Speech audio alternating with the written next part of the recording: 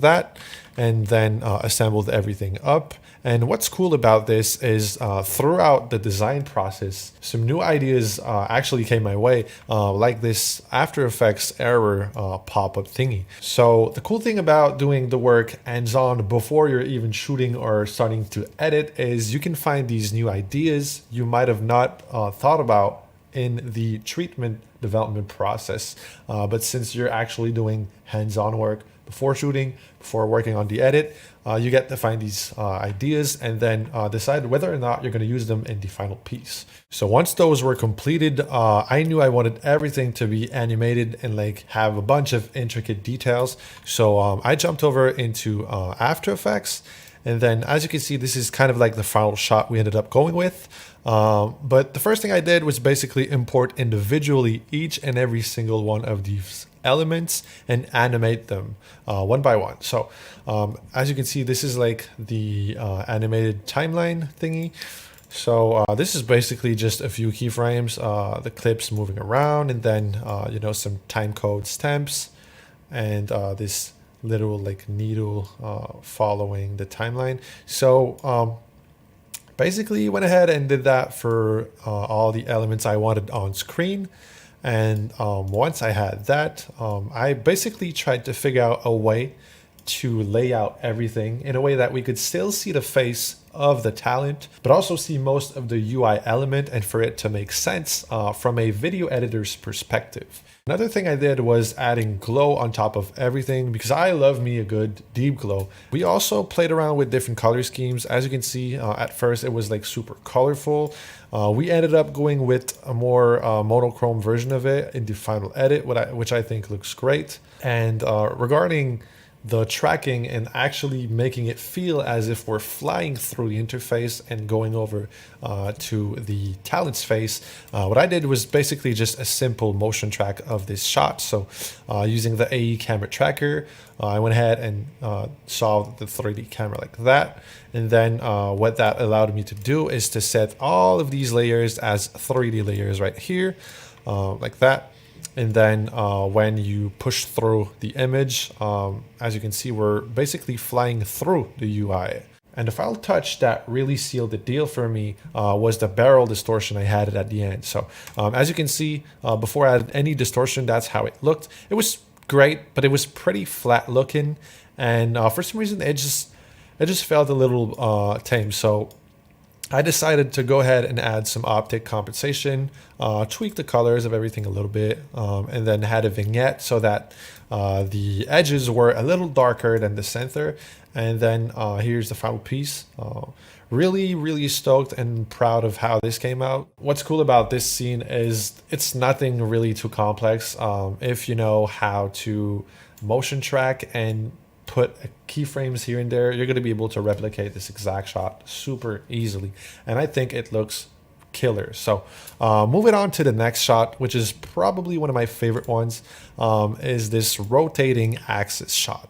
So as soon as I got the shot in hand back from Ezra, I knew exactly what I wanted to do. So this is how the shot looked like. And let me just get rid of this mask right here. So basically, this is the blank shot, how it looked like. And as soon as I saw this, I was like, okay, we need to add like a 3D cursor of some sort, a mouse, and make it seem as if it was somebody that's currently like editing in a 3D software and dragging its mouse to basically orbit around the subject. So right away, what I did was basically get rid of the little edges on here by adding a little mask like that. So obviously by doing so, I lost a portion of the subject. So I had to mask that back on. This is what it looked like once we masked out the top portion of the subject back on. So again, nothing too special, but I knew the next thing that would make it really stand out was adding a geometry grid at the bottom for the horizon. So that's what I did. I think that's what really made this shot 10 times better just by doing that. So we can really get a sense of the motion that was going on, but also just create this overarching aesthetic we were going for. So obviously, in order to get the subject to sit on top of the grid, I had to rotoscope it. So whenever you're dealing with rotoscoping, you're essentially masking out a subject or a object or whatever in order to put it in front or behind something. So you've got to mask it out frame by frame. It is really time consuming. But the results are always so pleasant to look at. And as you can see now, it looks like the grid is actually on the floor because it's not overlapping with the subject on here. So I obviously tested out a few settings for the grid. I wanted it to be like brighter or darker. I felt like the darker one looked better for this specific part of the scene. Then what I went on to create was this 3D axis thing right here that you're probably familiar with if you use 3D softwares. So the way I did that was pretty simple actually. I went ahead and created this in Element 3D using cubes like these tube thingy and these cones. So basically I was trying to replicate this right here and that's how it came out, like that. So pretty stoked on how this came out. So yeah, it's actually like a 3D cursor for reals. And then I had this happy accident come up, which was basically when I was trying to track this shot with the camera tracker inside of AE. I thought these camera markers looked really, really cool. And there's this option in AE that you can click, which is render track points, which means the tracking points are actually going to be staying on screen even in your final render. And for the bigger picture idea of the commercial being the tools collide with the editor inside this space, it totally made sense. So that's why we decided to leave them on. We then went ahead and played with a bunch of different looks and ended up really liking this thermography lot applied on top of this subject. And just like that, we pretty much had our final shot. Super stoked on how this one came out. It looks brilliant, I think. And it's once again pretty simple, just some basic rotoscoping, motion tracking. Like all the other shots you're gonna see here, I've tried multiple iterations of them. As you can see, this was one of the first versions where I was like clicking on the subject, highlighting it, and then orbiting around it. So I had to create this box on the floor with the outline and make it seem as if it was like an actual After Effects elements with the red outline, as you can see here. So yeah, that pretty much sums up this shot right here. Now let's move over to my personal favorite shot out of this entire commercial. And I'm talking about the photogrammetry scans that we 3D pixel sorted. So at first, when I was looking at the treatment, I didn't really know how to pull it off. I had to do a lot of research and try to find ways to do it myself because fortunately there were no YouTube tutorials or any resources online on how to achieve that look. So it all started out by me going into the parking lot and having somebody take pictures all around me in order for the software to then reassemble all the pictures and create a 3D model out of that. As you can see, this is just me standing with my camera and tripod in hand, and what we were basically trying to figure out was whether or not we wanted to go with the untextured model like we had put in the treatment, or go a completely different route with either a fully textured model or even a wireframe look. So regarding how we pulled off the 3D pixel sorting effect, everything happened inside of Cinema 4D. So I basically started off with the basic 3D model I just showed earlier and imported that. And then what I did was I basically took it, broke it down into a bunch of little pieces like you can see here. So essentially, like, these models are just a bunch of polygons, okay?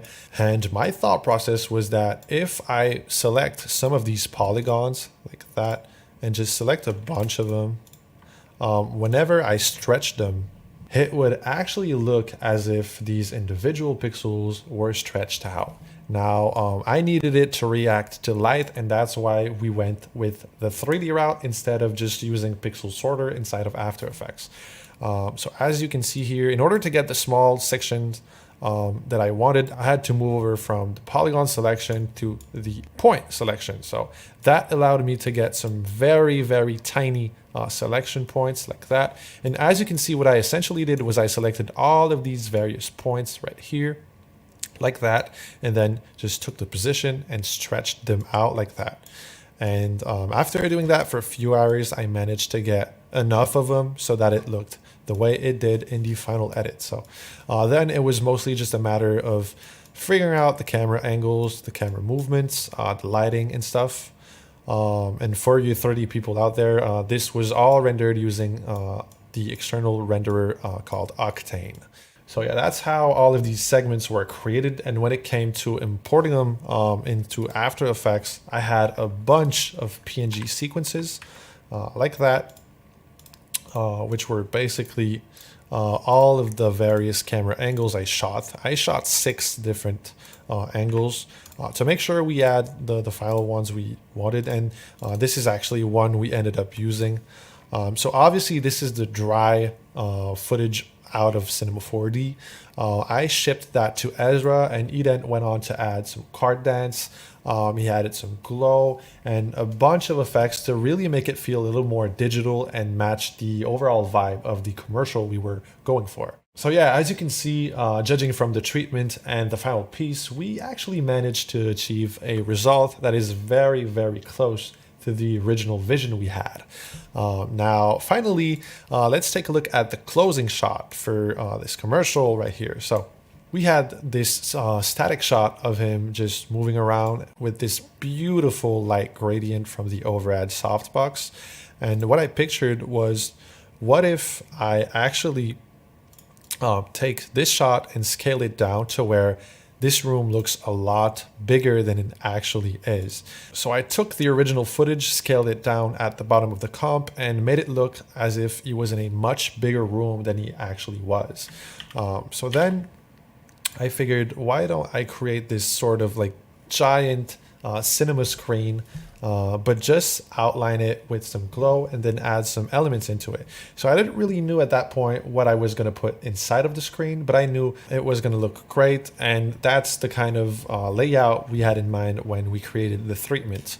So I then went on and tried a bunch of different combinations for the closure scenes. So as you can see, I tried with some various other elements we use throughout the promo, whether it be captions, UI elements, and just a bunch of things.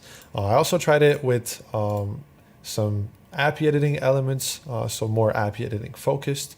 And what's cool is this is a shot that we were able to use down the road for some other work. Since it's super versatile, I can just change the content of what's in the screen, and it basically changes the entire vibe of the shot. So